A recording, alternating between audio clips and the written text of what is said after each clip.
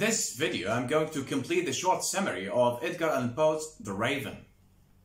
Startled, the narrator feels that the raven must have learned this word, nevermore, from an unfortunate owner whose ill luck caused him to repeat this word frequently. Smiling, the narrator sits in front of the raven to ponder about the meaning of its word. The raven continues to stare at the narrator, and the narrator sits in the chair that Lenore will never occupy again. The narrator feels that the angels have approached and calls angrily the raven an evil prophet. The narrator asks if there is respite in Gilead and if he will see again Lenore in heaven. The raven responds only, nevermore. Therefore, the narrator demands the raven go back into the night and leave him alone. The raven also responds to the word nevermore, and it does not leave the Pastov palace. The narrator feels that his soul will nevermore leave the raven's shadow. But the raven, sitting lonely on the placid past, spoke only that one word, as if his soul in that one word he did outpour. Nothing farther than he uttered, not a feather than he flattered. Till I scarcely more than mattered, other friends have flown before.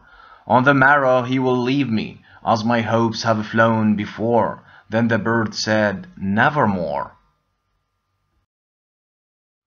Startled at the stillness broken by a reply so aptly spoken, doubtless, said I, what it utters is its only stock and store, caught from some unhappy master whom unmerciful disaster followed fast and followed faster, till his songs one burden bore, till the dirges of his hope that melancholy burden bore, of never, nevermore. But the raven still beguiling all my fancy into smiling, straight I wheeled a cushioned seat in front of bird, and passed and door, then upon the velvet sinking, I betook myself to linking fancy and to fancy, thinking what this ominous bird of yore, what this grim and gaily ghastly, gaunt and ominous bird of yore meant in croaking nevermore. This I sat engaged in guessing, but no syllable expressing, to the fowl whose fiery eyes now burnt into my bosom's core. This and more I sat divining, with my head at ease reclining on the cushion's velvet lining that the lamplight gloated over, but whose velvet violet lining, with the lamplight gloating over, she shall press, oh, nevermore.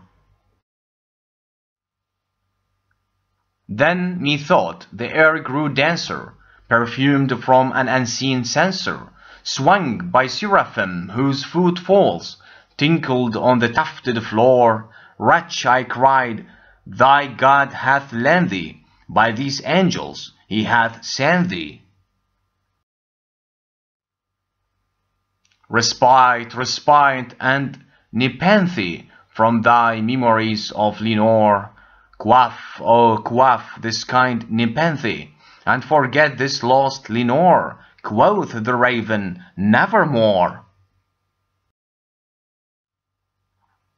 Prophet, said I, think of evil, prophet still of bird or devil, whether tempter sent, or whether tempest tossed thee here ashore, desolate yet all undaunted, on this desert land enchanted. On this home by horror haunted, tell me truly, I implore, is there balm in Gilead? Tell me, I implore, quoth the raven, nevermore. Prophet, said I, think of evil, prophet still if bird or devil, by that heaven that bends above us, by that God we both adore, tell this soul with sorrow laden, if within the distant Aden. It shall clasp a sainted maiden, whom the angels namely nor, clasp a rare and radiant maiden, whom the angels namely nor. Quoth the raven, nevermore. Be that word our sign of parting, bird or fiend, I shrieked, upstarting, get thee back into the tempest, and the night's Plutonian shore, leave no black bloom as a token of that lie thy soul hath spoken. Leave my loneliness unbroken, quit the past above my door, take thy beak from out my heart, and take thy form from off my door. Quoth the raven, nevermore. And the raven never flitting, still is sitting, on the pallid bust of Pallas, just above my chamber door, and his eyes have all the seeming of a demon's that is dreaming.